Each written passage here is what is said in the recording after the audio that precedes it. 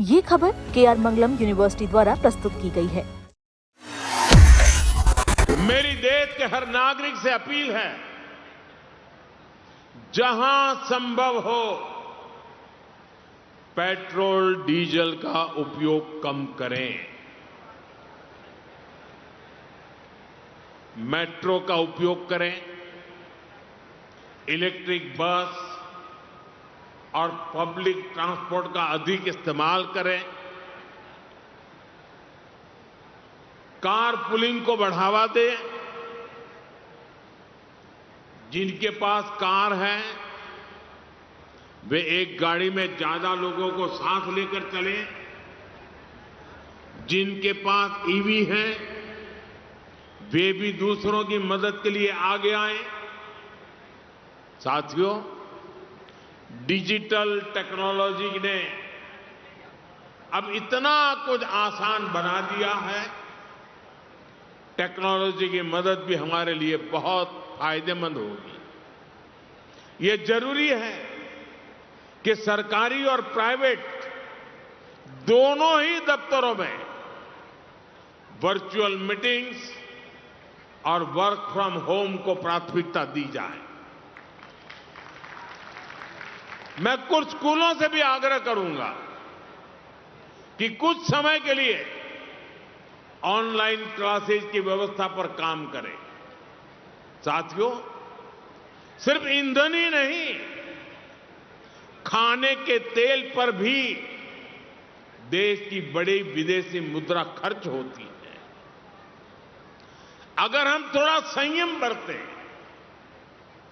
तेल की खपत कम करें, खाने के तेल की, तो इससे देश और हमारी सेहत दोनों को लाभ होगा। देश बेहद आर्थिक संकट से गुजर रहा है और इस वजह से उन्होंने देश के लोगों को अपील की है ये 7 स्टेप उठाने के लिए, ये 7 कदम उठाने के लिए। एक तो ये कि वर्क फ्रॉम होम करो, सोना खरीदना बंद करो, कम से कम सोना खरीदो। तीसरा, तेल की बचत करो, पेट्रोल डीजल की, पब्लिक ट्रांसपोर्ट इस्तेमाल करो। चौथा, फर्टिलाइजर्स का कम से कम इस्तेमाल करो, नेचुरल फार्मिंग करो। पांचवा, फॉरेन प्रोडक्ट्स कम से कम इस्तेमाल करो और फॉरेन एक्सचेंज बचाओ। छठा, कुकिंग ऑयल कम से कम इस्तेमाल करो। और सातवां, फॉरेन ट्रैवल बंद करो, विदेशों में जाना बंद करो। हमारे देश 1950 के बाद से अभी तक ऐसे कई समय आए जब देश अलग अलग संकटों से गुजरा। कभी अलग अलग देशों से युद्ध हुआ, चीन से, पाकिस्तान से, आर्थिक मंदी से भी गुजरा। लेकिन इतने कठोर कदम आज तक कभी किसी प्रधानमंत्री ने देशवासियों को लेने के लिए नहीं कहे। मुझे याद है लाल बहादुर शास्त्री जी ने भी देश के लोगों से अपील की थी। इंदिरा गांधी जी ने भी एक समय सोना ना खरीदने की अपील की थी। अलग अलग अपीलें की थी अलग अलग प्रधान। इतनी कठोर अपील, इतनी सारी 7 इतने बड़े कदम आज तक कभी किसी ने नहीं लिए। पूरा देश इस वक्त सदमे में है। तो मेरी 3 गुजारिश है प्रधानमंत्री जी से।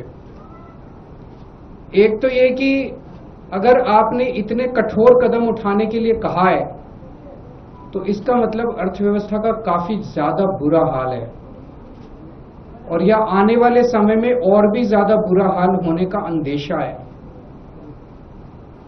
देश ये जानना चाहता है कि हम कहां खड़े हैं। आपने हमें कहा हम सब देशवासी देशभक्त हैं, कठोर से कठोर कदम भी उठाएंगे, कठोर से कठोर अपने को, अगर हमें कठिनाइयां बर्दाश्त करनी पड़ी, कुर्बानियां देनी पड़ी देश के लिए, वो भी करेंगे।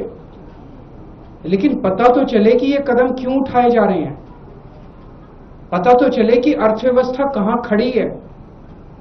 केवल आदेश भर दे देने से तो काम नहीं चलेगा ना। ये देश हम सब लोगों का है, ये देश हम 140 करोड़ लोगों का है। तो प्रधानमंत्री जी से मेरा पहला निवेदन है कि वो पूरा आज हमारी क्या स्थिति है, अर्थव्यवस्था की, इकोनॉमी की क्या स्थिति है, और आने वाले समय में कुछ महीनों में या एक साल में हमारी क्या स्थिति होने का अंदेशा है, इसके ऊपर सारी जानकारी देश के लोगों के साथ साझा करें। नहीं तो लोगों के मन में शंका पैदा होती है, अलग अलग किस्म की अफवाहें फैल रही है, कोई कुछ कह रहा है, कोई कुछ कह रहा है, अफवाहों का बाजार गर्म है। ये अर्थव्यवस्था के लिए अच्छा नहीं है, अर्थव्यवस्था के कॉन्फिडेंस के लिए अच्छा नहीं है।